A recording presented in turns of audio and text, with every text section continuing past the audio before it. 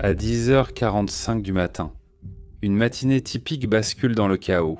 Une violente explosion déchire une boutique du centre-ville. Sa force est si puissante qu'elle détruit environ la moitié d'un pâté de maisons de commerce, projetant du verre brisé et des débris sur des piétons sans méfiance. Mais ce n'est que le début. Peu après, une deuxième explosion survient chez Woody, le magasin d'électroménager proche du premier incident. Les flammes et la peur se répandent dans la petite ville, poussant tout le monde, y compris la National Aeronautics and Space Administration, à vouloir percer le mystère de la cause de l'explosion. Hutchinson, Kansas, une ville nichée le long de la rivière Arkansas, est connue sous le nom de ville du sel en raison de ses mines de sel historiques. Avec une population de un peu plus de 40 000 habitants, Hutch, comme l'appellent les habitants, prospère grâce à ses riches ressources naturelles, notamment le blé dur et le pétrole. Mais sous son charme, le danger rôde. Le 17 janvier est un jour typique comme les autres. Les gens vaquent à leur routine matinale. Rien n'est inhabituel jusqu'à ce que les pompiers reçoivent un appel. Une explosion dévastatrice a eu lieu en centre-ville. La cause est inconnue. En arrivant sur les lieux, ils sont accueillis par des scènes de grande destruction. Des incendies font rage, des débris sont éparpillés partout et des gens paniqués courent pour se mettre en sécurité. Des éclats de verre provenant des vitrines brisées s'étendent à perte de vue. La dernière chose dont je me souviens, c'est d'un grondement comme le tonnerre. J'ai levé les yeux et les dalles du plafond tombaient toutes. De la fumée et des flammes s'échappent de rampes de l'arrière du bâtiment de la boutique de décoration, assombrissant le ciel avec d'épais nuages. Les pompiers se précipitent sur les lieux, installant rapidement leurs échelles et projetant des torrents d'eau sur l'incendie. Au début, ils pensent qu'une conduite de gaz cassée est à l'origine de l'incendie et coupent rapidement l'alimentation, mais le feu continue de faire rage obstinément. Les secours réalisent que la source de gaz n'est pas locale et, plus inquiétant encore, qu'ils n'ont aucun contrôle dessus. Même s'il ne reste rien d'autre que des cendres sur le site de l'explosion, les pompiers doivent finalement admettre leur défaite. Heureusement, les blessures sont mineures, mais les dégâts matériels sont considérables. Puis, au crépuscule, un phénomène encore plus étrange survient. Des geysers de gaz naturel et d'eau salée commencent à jaillir à divers endroits, autour de Hutchinson, certains atteignant jusqu'à 9 mètres de haut. Ils sont principalement à l'est de la ville, à quelques kilomètres de l'explosion initiale. 2 de ces geysers sont maintenant en feu. Les responsables de Panic City cherchent désespérément des réponses. Peu de temps après, les entrepreneurs ont découvert l'origine de ces geysers dangereux, les reliant au passé industriel de Hutchinson. Au XIXe siècle, des prospecteurs ont trouvé d'importants gisements de sel souterrain, lançant l'industrie locale du sel. Les mineurs récupéraient le sel par extraction par dissolution en forant de profonds puits. Ils injectaient ensuite de l'eau dans ces puits pour dissoudre le sel. Cette solution de saumure était ensuite pompée à la surface et raffinée. Avec le développement de l'exploitation minière, de grandes cavités souterraines ont été créées. Avec le temps, à mesure que les mines se déplaçaient ou fermaient, beaucoup de puits ont été abandonnés. Depuis lors, les formations de sel creusées sont devenues certains des sites de stockage les plus sûrs du pays. C'est là que Hollywood conserve ses artefacts historiques comme les films originaux de Star Wars et Le Magicien d'Oz. Mais en plus des souvenirs, ils y stockent aussi quelque chose de bien plus menaçant, des milliards de pieds cubes de gaz naturel. Alors que la ville cherchait désespérément des solutions pour lutter contre les fuites de gaz, une nouvelle catastrophe a frappé dès le lendemain.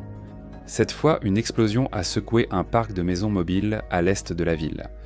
Le gaz inodore s'était infiltré dans l'une des caravanes, et la jupe destinée à isoler la maison l'avait involontairement piégé à l'intérieur. Lorsque quelqu'un a commencé à cuisiner, le gaz s'est enflammé, provoquant une explosion dévastatrice qui a coûté la vie à un couple âgé. Le soir venu, la ville était plongée en pleine crise. On avait l'impression que la terre elle-même s'était retournée contre Hutchinson, laissant tout le monde dans la crainte sans savoir où, ni quand, la prochaine explosion pourrait se produire. Les équipes de secours ont évacué près de 200 habitations et 40 commerces dans les zones touchées. Les habitants ont quitté leur domicile avec à peine plus que les vêtements qu'ils portaient, sans savoir quand ni même s'ils pourraient revenir. Mais même fuir était compliqué. Les explosions ont également créé des gouffres dans toute la région et le trafic ferroviaire a été interrompu pour éviter de remuer le gaz. Chaque instant ressemblait à une bombe à retardement, surtout pour les responsables qui tentaient d'identifier la source des fuites de gaz. Les enquêteurs se sont rapidement concentrés sur une zone située à environ 11 km au nord-ouest de Hutchinson, le champ de stockage Yagi. Il a été initialement ouvert dans les années 1980 pour stocker du gaz propane dans des puits profonds doublés d'acier. Suite à des difficultés financières, les puits ont été partiellement bétonnés pour prévenir les fuites. Au début des années 90, le service de gaz du Kansas a repris l'installation.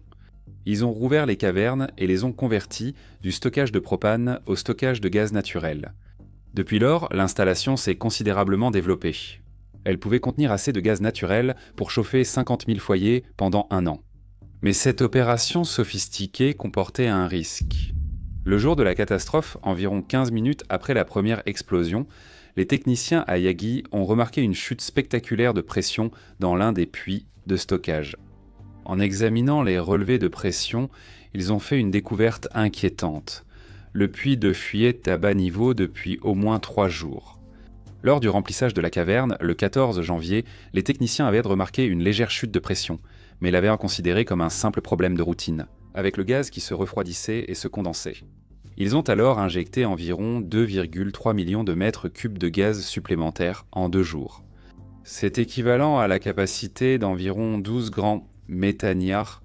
Le lendemain des explosions, KGaz a signalé la fuite aux responsables de la ville, constatant que cela coïncidait avec les explosions et incendies à Hutchinson. La société a immédiatement mobilisé plus de 100 ouvriers pour rechercher des fuites de gaz en ville. Ils ont parcouru chaque rue avec des détecteurs portatifs et monté sur camion pour repérer des traces de gaz. En parallèle, des fouilles dans les ruines du sous-sol du magasin électroménager de Woody ont révélé un puits de saumure oublié. Ce puits avait été initialement foré pour qu'un hôtel spa puisse pomper de l'eau salée chaude et riche en minéraux, réputée pour ses bienfaits thérapeutiques. Alors que la crise se déroulait, le service géologique du Kansas a été appelé à participer à l'enquête. Ils ont aussitôt prélevé des échantillons de sol, effectué des relevés et mesuré les émissions de gaz. Ils voulaient surtout localiser la fuite et comprendre comment le gaz s'était propagé aussi loin. Cela les a ramenés au champ de stockage Yagi.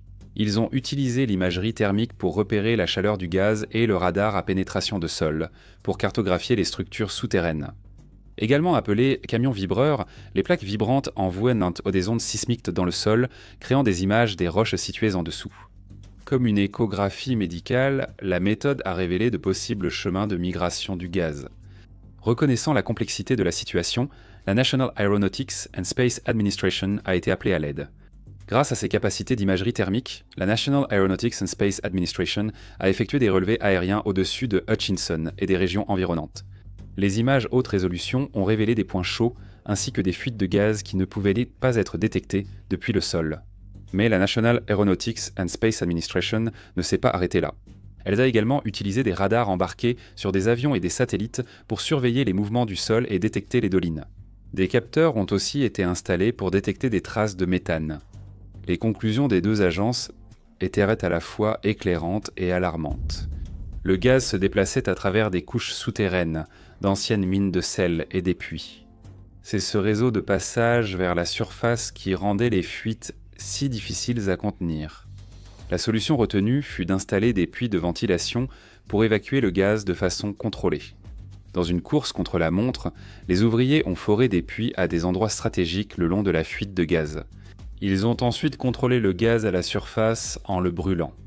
C'était bien plus sûr que de laisser le gaz s'accumuler et risquer d'autres explosions.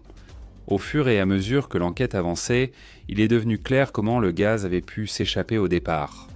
Lorsque KGaz a repris l'installation de Yagi, ils ont dû rouvrir les cavernes, ce qui signifiait forer les bouchons en béton qui scellaient les puits. Au cours de ce processus, on pense que le trépan a heurté un morceau de métal, endommageant la gaine du puits S1. En inspectant une vidéo de l'intérieur des cavernes, un consultant géologique a décrit la scène comme ressemblant à un couteau de cuisine découpant une boîte de conserve. Le gaz sous pression qui s'échappait a atteint des couches géologiques supérieures, où il s'est répandu dans toutes les directions et s'est infiltré dans des puits de saumure abandonnés. Cela expliquerait les geysers de gaz d'eau salé autour de la ville. Il a fallu plus d'un mois pour que les torchères brûlent les quelques 143 millions de pieds-de-ton cubes de gaz qui s'étaient échappés du stockage. Les explosions ont pollué le sol et les eaux souterraines, aggravées par les produits chimiques anti-incendie, créant des risques sanitaires durables. La combustion du gaz a libéré du méthane et de la fumée, affectant la santé des habitants durant des semaines. En conséquence, la sécurité a été réévaluée. Des tests réguliers de l'eau, du sol et de l'air ont également été mis en place. Pour les résidents touchés, leur combat ne faisait jamais que commencer. L'explosion initiale avait ravagé 2 entreprises et endommagé 26 autres. Des procès majeurs ont visé la société mère de KGA One Oak Incorporated ainsi que ses filiales. Les propriétaires des entreprises ravagées ont reçu 525 millions de dollars. 5 millions de dollars ont ensuite été versés aux résidents via un recours collectif pour les dommages subis. La famille du couple décédé dans le parc de Maisons Mobiles a aussi conclu à l'amiable un procès de plusieurs millions de dollars. Un manque de supervision et d'entretien a conduit à la catastrophe. Les techniciens ont remarqué des chutes de pression avant les explosions, mais n'ont pas enquêté. Cette négligence et les failles du département de la santé et de l'environnement du Kansas ont mené à la catastrophe. Les législateurs ont ainsi demandé des règles plus strictes pour les installations de stockage de gaz souterraines. Pour les habitants de Hutchinson, la reconstruction a été longue et difficile. Les commerces du centre-ville n'ont jamais été reconstruits, le parc de Maisons Mobiles a été fermé et le terrain Yagi a été fermé. Mais pas avant d'extraire tout le gaz résiduel encore stocké. Les explosions de 2001 à Hutchinson ont changé à jamais le paysage de la ville, montrant que parfois, les plus grandes menaces sont celles que nous ne pouvons pas voir. Regardez cet épisode ensuite, si vous avez trouvé cette vidéo intéressante. Merci d'ajouter un j'aime et de laisser un commentaire si vous souhaitez soutenir la chaîne.